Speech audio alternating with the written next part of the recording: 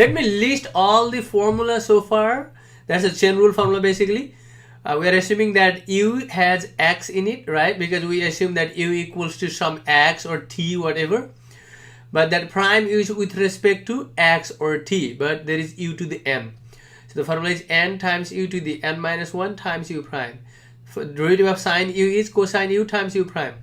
Cosine u is negative sine u times u prime. Tangent u, the derivative is secant square u times u prime. The derivative of secant u is secant u times tangent u times u prime. Cosecant u derivative is negative cosecant u times cotangent u times u prime. And finally cotangent u, the derivative is negative cosecant square u times u prime. Okay, these are the formula, updated formula, where we use this is the chain rule formula basically, right? So let us do some examples here. Let ft equals to negative 2 times 10t square, okay, 10t cubed plus 3 root under, and find out f prime of t. So what do you assume for u?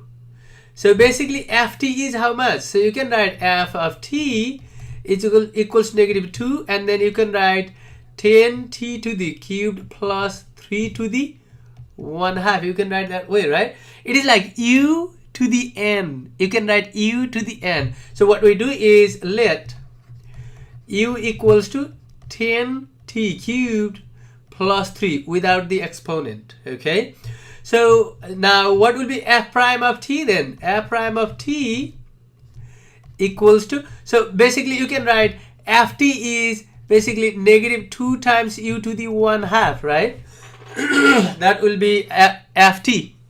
So when you do, you can write here too.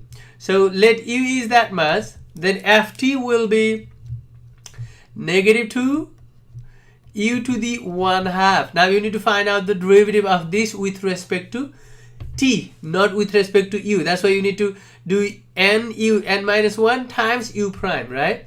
So what is f prime of t then? That will be negative 2 times n, that is u to the n, right? U n minus 1 times u prime. You see that? So that 2 divided by 2, that you can cancel out those two 2's, that one and that will cancel out. So what is left is negative 1 times u to the negative 1/2 times. What is the derivative of u with respect to t? Because the t is the variable here. The u prime is 10. So basically 10 times the derivative of t cubed is 3t, 3 minus 1 is square, plus 0, right? Because the derivative of 3 is 0. That is u prime. So basically you can write this as negative 1 to the u to the 1/2, right? Because you move that to the denominator because it has the negative exponent, times, that is 30t square plus 0 is just 30t square. Now I want to write that u in terms of t, right? The replace back the value of u, okay? So how much is that? That is negative 30 t square times 1 is 30t square times negative 1 is negative 30t square. Divided by, that can be written as root u, right? What is under the root though? What is u? It is 10t cubed plus 3. That is the final answer. Okay, so this chain rule is basically the highest level of formula in the derivative. Okay, so if you know the chain rule and all the product and quotient rule, then you pretty much know all the rules of the derivative. There is some more like implicit differentiation in the next section, but the formula, these are the formula that all we have. Okay, next is, let us look at this example. There is plus in the middle. Okay, cosine has, if there was cosine x only, then the derivative will be negative sine x, but there is x square plus 1. So you need to take that as u, and you find out the derivative. Similarly, there is 3 times x minus 2 square, okay? So that will be another u. So you will have to treat them separately there. That is separate u's, okay? Let's do that. So you have, let us set that as u. You can take that as v, and then just find out the derivative of v. That is perfectly fine. Or you can take u1, u2 that way. Okay. So you have g of x equals to, basically you have cosine of u plus 3v squared, like that, right? You see that? Now you need to find out the derivative with respect to x though. With respect to x. What is g prime of x? That will be, what is the derivative of cosine of u? Cosine of u will be negative sine u. That is what it is, right? Negative sine u times u prime, right? Plus 3 times, what is the derivative of v? It is like v to the n, right? V to the n is n v n minus 1. If there was u, that will be n u n minus. You can assume that as u, that is perfectly fine. But that u and that u will have the different value. That's why I was assuming that as v, just give you the different notation. Okay, so 2v 2 minus 1 is just 1, right? Times v prime. So let us not write this 1 because 1 is considered there. If there is nothing, there is always 1. Now let us plug in back. So negative sine u times, what is u prime? U is x squared plus 1. Find the derivative of x squared plus 1 is 2x plus 0, just 2x, right? 2x plus 6v times, what is v prime? V prime is derivative of x minus 2. X minus 2 is, derivative of x is 1 and minus derivative of 2 is 0. So 1 minus 0 is just 1. That is 1.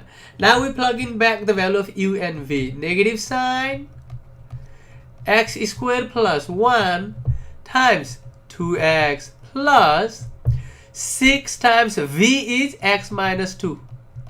So we assume without the exponent. If there is just one exponent, we assume without the exponent. We will see more complicated form later.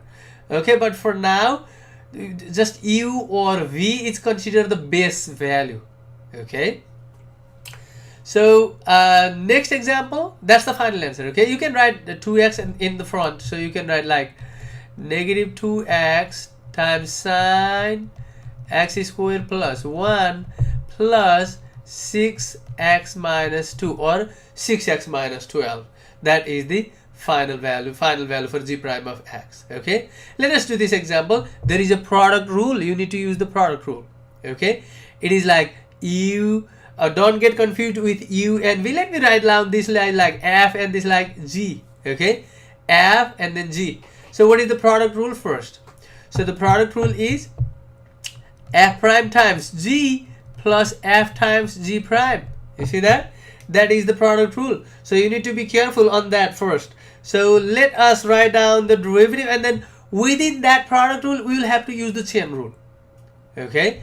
So what is h prime then? H prime of x is equals to f prime is x plus 1 square prime. This is f prime. This f is the whole thing. Okay, when we use the chain rule, that chain rule will assume that inside thing is u. That inside thing will be like a v or u again. Okay, but since this is the product rule, the whole thing will be f. The another whole thing will be the g. So f prime times g sine x minus 5 to the third. This is f prime times g plus f is x plus 1 squared times g prime is sine x minus 5 cubed prime there. This prime stands for derivative. Okay, now you don't have to do anything for this term and that term, this term and that term. You don't worry about that. We will keep that in the final answer. But this one has a derivative. So you see, on the derivative, I don't want to FOIL this. I want to assume that u and v there. So just take that as u, and here there is also derivative. Just take that thing as v. Okay, so how do I write that then? So that will be basically I would write, it is like n, this is u to the n, right? U to the n prime. It will like 2 u 2 minus 1 times u prime, and just write that as it is, times sine x minus 5 to the third plus, and then x minus 1 to the square. That chain rule is only for the derivative. If there is no derivative, if you are not finding the derivative of that term, you don't need to use the chain rule. So we need to find the derivative of that term. So again, that has n is 3. It is like v to the 3, right? N v, and then n minus 1 is 3 minus 1 is 2 times v prime. What is the v prime? Let me write v prime for now. and I'll find out the v prime later. Okay, so what is 2? 2 is there. 2 u to the 2 minus 1 is 1, right? So u, what is u prime? U is x plus 1, right? So the derivative of x plus 1 is 1 plus 0 is just 1 times there is sine x minus 5 to the third plus x minus 1 times 3v squared times what is b prime? V is sine x minus 5. Okay, so v is sine x minus 5. So sine x, derivative of sine x is cosine of x minus 0. That is the v prime. Okay, now let us write the final answer, but we want to write in terms of x. We will replace back u and v. Okay, so that will be 2 u is x plus 1 and then times sine x minus 5 to the third and then plus x minus 1. Okay, let me write down 3 on the front. What is v? V square, right? That is sine x minus 5 squared times the cosine x.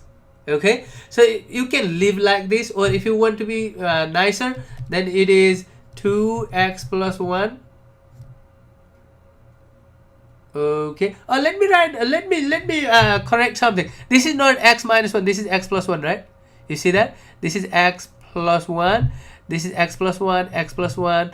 Now I want to take x plus 1 out.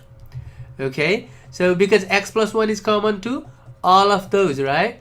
So there is, by the way, there is square as well. There is x plus 1 is square, x plus 1 is square. So I want to take x plus 1 out. What is left is 2 sine x minus 5 to the third plus there is x plus 1. One of the x plus 1 is taken out, right? That will be 3 cosine of x times x plus 1. This is separate. Okay, this cosine x is separate, x plus 1 is separate, and then because I put that cosine x out, you could write 3x plus 1, 3 times x plus 1 times cosine of x.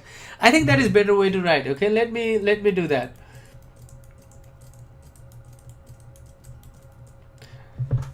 So 3 and then write down x plus 1 because one of the x plus 1 is taken out, and then write down cosine of x, and then inside the parenthesis there is sine x minus 5 to the square. That is the final answer.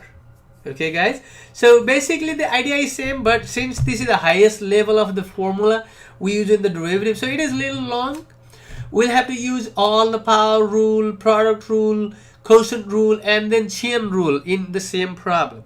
Okay, so these are a little bit complicated type, but once you do a few examples, then you will be perfectly fine. You will like it. Okay.